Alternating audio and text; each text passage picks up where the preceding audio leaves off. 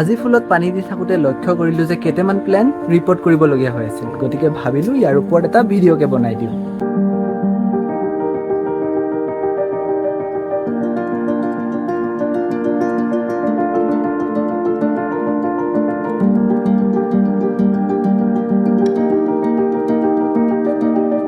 Hello' everyone and welcome to Chems World. আৰু আজি মই আপোনালোকৰ লগত শ্বেয়াৰ কৰিম যে কেতিয়া আৰু কোনকেইটা কাৰণত প্লেণ্টছ ৰিপৰ্ট কৰিব লাগে।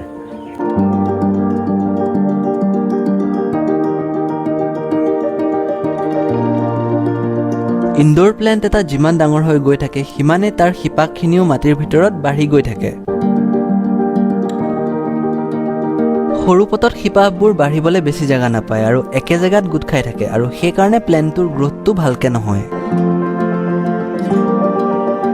এনেকুৱাত প্লেণ্টটো এটা ডাঙৰ পটত ৰিপৰ্ট কৰি দিলে ৰুটখিনিয়ে ধুনীয়াকৈ বাঢ়িবলৈ মাটিৰ ভিতৰত জেগা পাই যায়।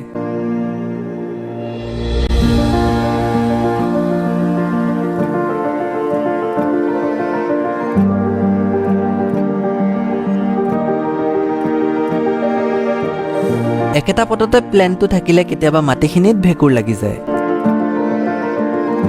প্লেণ্টটো এনেই ধুনীয়া হৈ থাকে, কিন্তু আমি কথাটো বুজি পোৱাৰ আগতেই হঠাতে মৰি যায়।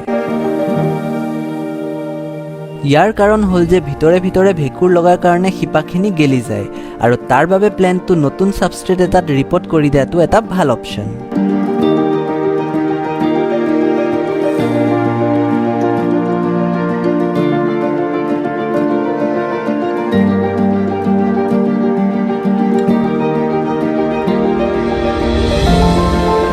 পুৰণা মাটিত খাৰখিনি সময়ৰ সৈতে কমি থাকে, আৰু আমি যিমানেই ওপৰৰ পৰা লিকুইড মিনাৰেলছ বা পাউডাৰ্ড নিউট্ৰিয়েণ্টছ দিওঁ সেই মাটিত মিহলি হৈ থকা কেঁচু খাৰ বা গোবৰৰ কামটো নকৰে।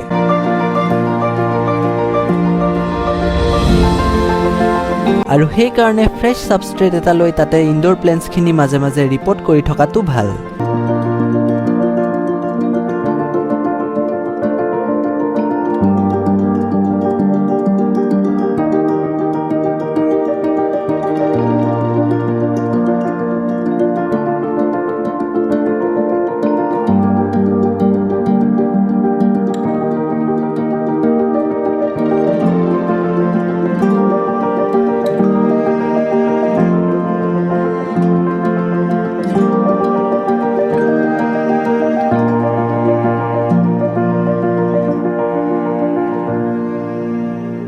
কেতিয়াবা আমি দেখা পাওঁ যে ছাবষ্ট্ৰেটটোত পৰুৱাই নিজৰ ঘৰ বনায়, নাইবা কিছুমান পোকে আহি কণী পাৰে আৰু তাৰ পৰা লাৰ্ভাবোৰ ওলাই আহি প্লেণ্টটোৰ পাতখিনি খাই পেলায়।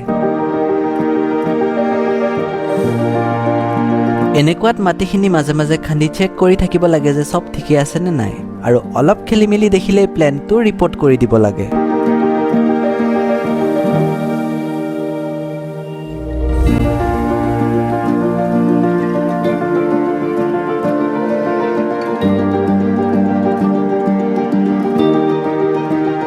ইনডোৰ প্লেণ্টছৰ ৰিপৰ্টিং কৰি থাকিলে প্লেণ্টছটোৰ গ্ৰোথটো ধুনীয়া হৈ পৰে।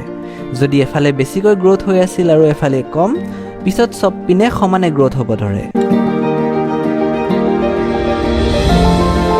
প্লেণ্টটোত নতুন ডাল আৰু ডালত নতুন পাত ওলাব ধৰে। পাতবোৰৰ চাইজো ডাঙৰ হয় আৰু পাতটোত এটা শ্বাইনো দেখা পোৱা যায়।